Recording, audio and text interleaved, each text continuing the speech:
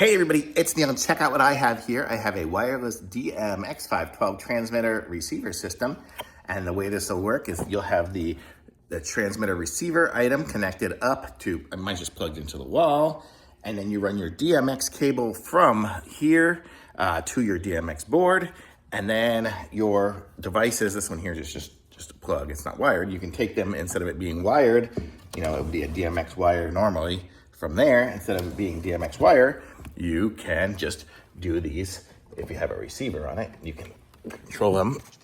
Sorry, I had a chair in the way. So I can run my DMX cable to the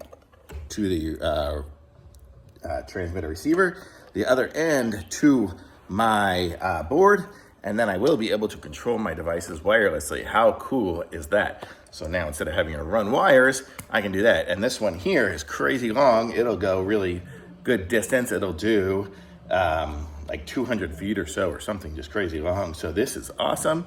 And it's got its little adapter here, and it looks like it's a DC 9 volt, 12 volt. Probably could even connect it up to a battery pack to make it work if I needed to go totally remote, although my DMX board isn't, but you get the idea. So how cool is that? And you can see it's got all the different displays on it. You have your buttons to change your channels and whatnot. So very cool. It looks like it's flashing a little bit on here. The lights are, but I don't know if the screen is because of the display, but super cool little device. You can control everything. Thumbs up for sure.